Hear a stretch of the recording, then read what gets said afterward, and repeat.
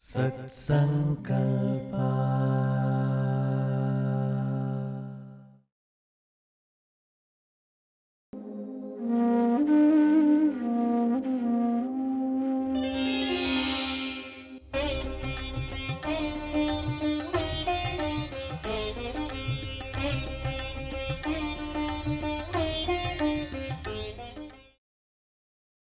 When we talk about action as yagna, what is this karma? What is this action? In this particular context, karma is the action. So there are three questions which we need to deal with so far, which we talked about. One is, what is my swadharma and how do I perform my dharma in the context in which we live in? That is one thing Bhagavad Gita says you need to become clear. Once I'm clear about my dharma, how do I act? Of course, it says act as if your action is yagna. Third, it says, how do my actions and thought align? So when you talk about some of these, then it becomes very important to think about how do we act without expectations. That is what we will talk about in the next slide.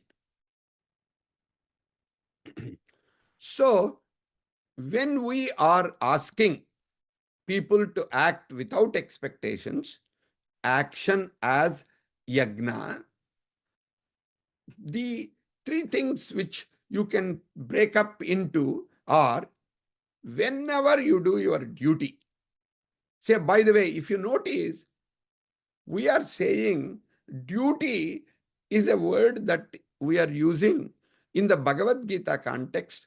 It is any action that you do it as your responsibility. Do it as what you are supposed to do, as your responsibility. When you do that with that type of a arpana buddhi, then other people will add what they need to do to help you become successful.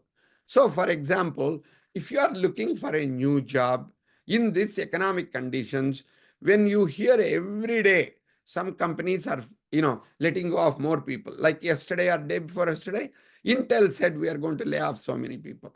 Some other bank said they will lay off people. When you are talking about some of those, then you say, how do I look for a job? Who is going to help me? I'm looking for a job in this dire situation.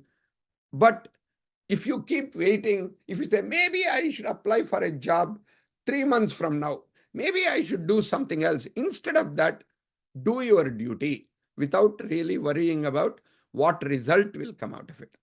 When you do that, then other people will help what they can do to support you.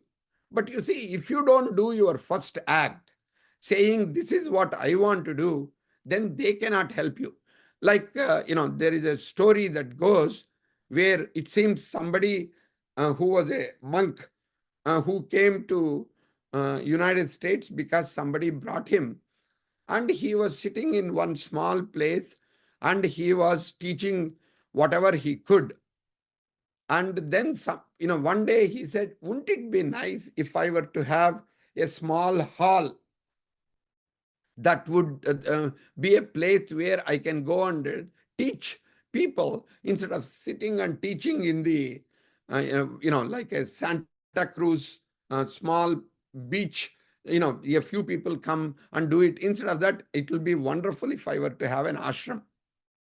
But I came in because some Americans who saw me in India, they brought me to this place and they gave me a small home that I live and I teach, and I come to the beach and I teach on the beach. Wouldn't it be wonderful if there were to be somebody who can provide me some kind of a money?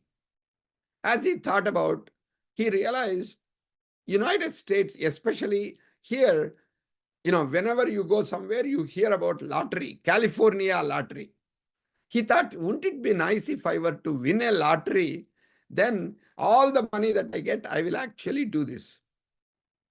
As he talked about and as he slept, in the dream, Krishna came and said, Guruji, I really like what you are saying. If you win a lottery, you can build this. But you know what you need to do? Get a lottery ticket.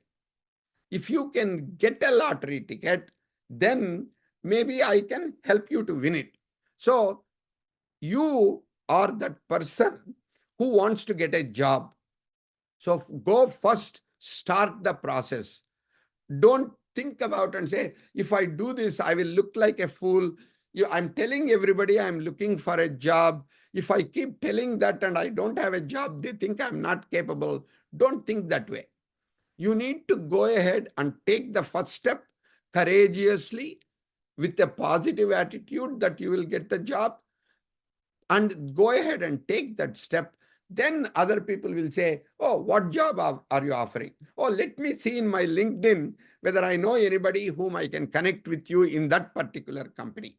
So the first step is act without expectation or without any shame, without trying to hide your desire.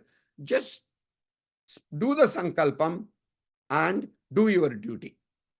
When you do that, things become a lot easier. Because if you were to say, I apply for this job, I have to get this job, then the disappointment will become almost certain. Because these days, there are so many people who apply for the job with right qualifications. You may or may not get the job that you want. So the second point is, don't tie the outcome to your action closely. You lose out whenever you become attached to the outcome. Focus on the action, not focused on the outcome. That is what essentially it comes down to. The nishkama karma, karmanye vadikaraste mahapaleshu kadachana. This is the one which many people misunderstand. They think, how can I do something without expecting results? Especially in United States, many people ask the question, what do you mean? I can't, when I start a business, when I start my startup, I'm doing it because I want to make money. I want to become successful. I want my company to be great. Isn't this Bhagavad Gita shloka telling me exactly opposite? No, it is not. That is because there are different stages at which you have expectations. When you start with appropriate sankalpam, Satsankalpam. Yes, you can ask. Dharma, artha, kama, mokshas are some things that are purusharthas. You can do that. You can say, to get a job, I'm doing this.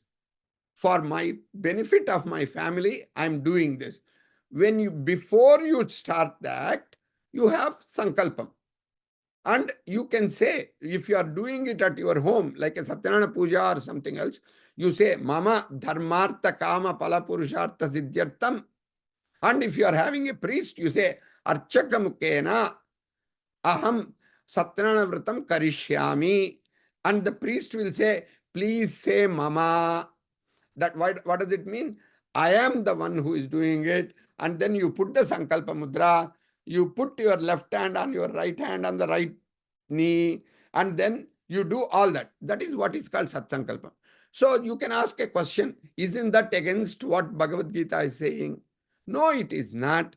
Because why you do what you do in the beginning, before you start the action, you have a Sankalpa. Once you do the Sankalpam, then you pray God and then you surrender that Sankalpa. That is what this means. That means once you take the action, you trust in the divine, you trust in the universe, you trust in your action, positive action. Once you start taking action, forget about the job or forget about your sankalpam. Trust that universe will take care of your sankalpam. Then do what you can to offer your best to whoever needs help in whatever context that you can. In the process of doing it, you are becoming the tree, you are giving the fruit to everybody to enjoy. without worrying about, are they going to take that seed and properly will they plant it in their backyard or not? It is none of your concern. That is what and how you need to understand acting without expectations. If this explanation of Bhagavad Gita sloka is properly understood, you will be able to get a lot of meaning from this Bhagavad Gita. If you don't understand this part of it, it becomes a lot harder. So please go to the next slide. So in the next slide, we will talk about and connect with some of the Bhagavad Gita slokas and put it into the 4 ways. Action, how does that come about? It comes out of thought, the bhavana, first of all, then karma takes place. So you need to think about when you are looking at action in the Bhagavad Gita context, there are 4 different ways in which we talk about. In Bhagavad Gita, Krishna says very clearly, Nimittamatram bhavasavya sachi. Do every action as a service to God. Do whatever you are doing, you are not nimitta karanam. You have to become nimitta karanam. You cannot be the prime cause for it.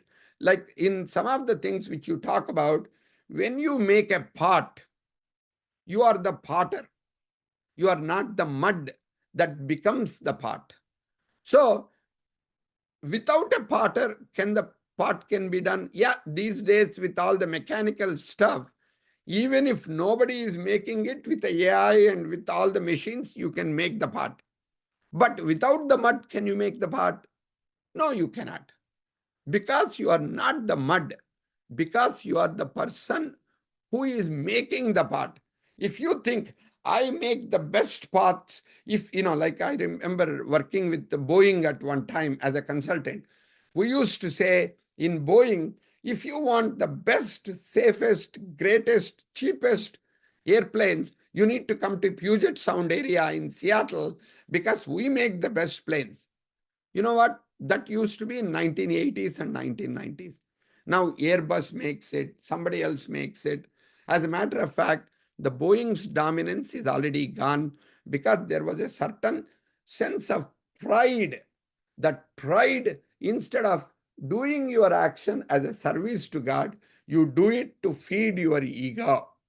That is what in this particular case, make sure your ego does not get into the play and you are doing it as Krishnarpanam. That's the first point. The second point you need to know is action is very different from activity.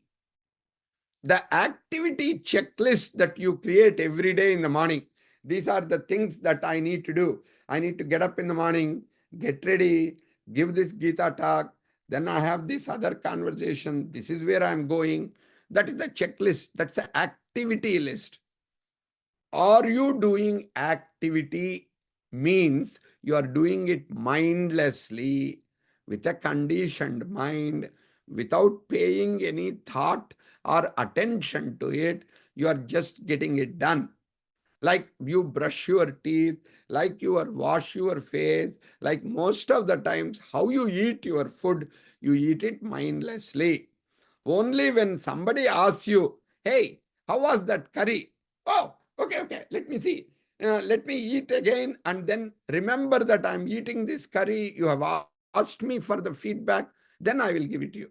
That means you have been eating without paying any attention to this person, your spouse, has specifically made this curry with this particular vegetable because you love that vegetable. But the problem is, when you are eating, you are watching your phone or you are reading something, you are listening to something, you are not paying attention to your spouse, you are not paying attention to other people, you are not even paying attention to what you are eating. So that is activity. Action means your karma. Please think about, what am I doing? What am I doing it for? That means from a autopilot state of mind, don't do actions because those are activities. When you bring a thoughtful, conscious mind. When you become mindful in doing the actions that you take, that becomes action. So act from that particular state of mind, conscious mind. In Gita, Krishna says a very specific word. He calls it act from yoga state of mind. Yogastha kuru karmani. In the second chapter, he brings in. So the specific thing he is trying to get you to say, everything that you do, you bring your mind and body together. That means every action, you do it with Trikarana Suddhi. You do it with thoughtful, mindful, conscious action. When you do that, when you bring that, that is what will bring you the best result. That is what we call Trikarana Suddhi. And that Trikarana Suddhi, in the Western context, they call it integrity.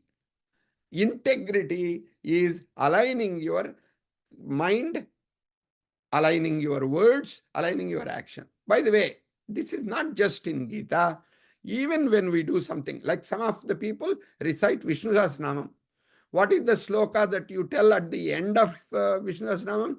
Kayena vacha manasaindriyairva buddhyatmanava prakrute swabhavat karomi yat yat sakalam parasmai narayana iti samarpayami.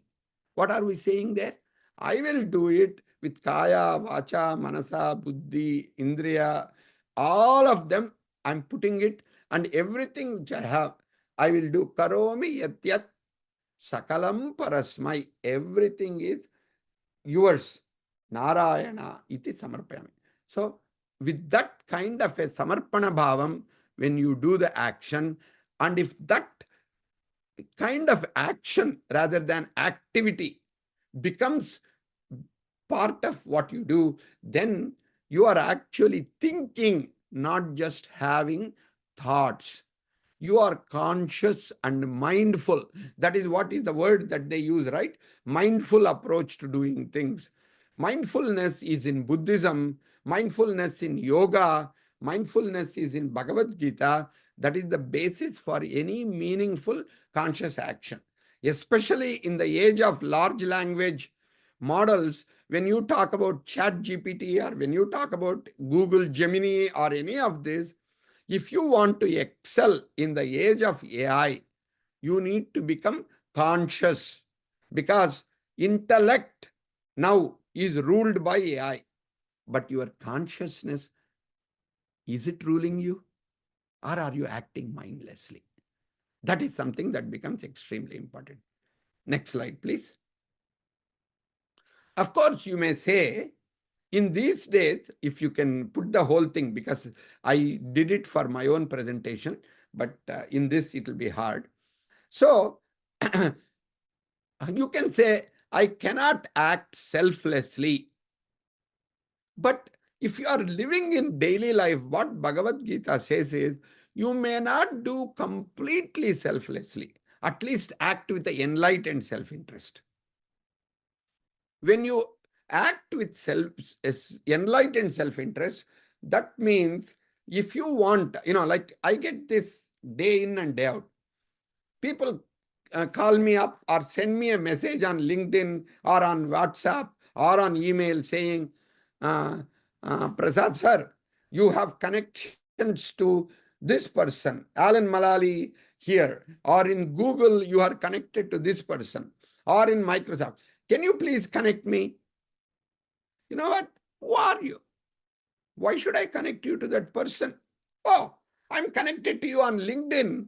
Yes, I have 10,000 connections. You are one of them. I don't even know why you connected with me. And now you assume that because you have some product, I need to put you in front of a CEO. I don't know you. I don't know the quality of your product. Why should I put you in front of somebody else? I can do it as a service, but if I don't really look at your appropriateness, if I have not really looked at whether what you offer is something that is of value to the person whom you want me to connect to, if I just connect you randomly, my value will also be lost. So if you were to do other way, you want somebody to connect you, you want somebody to do some service to you. First find out, let us say if you were to find out about me, what I am doing, and then show a little bit of interest in what, the client whom you want to connect with, do a little bit. You can say, Prasad, this person is doing A, B, C, D, and they have not been successful. They are not successful because they are doing X, Y, Z, and they don't have right tools for this. To help them become more successful, they need right kind of tools. And here are the right kind of tools that I am offering. Please check them out yourself. If you think my tools are a right fit for this person, please connect me, because my tools will help this client to be very successful. Can you do me a favor? What do you think my mind will be? I'll be very happy to support you, because it becomes what is called a win-win for both of you. That is what is enlightened self-interest.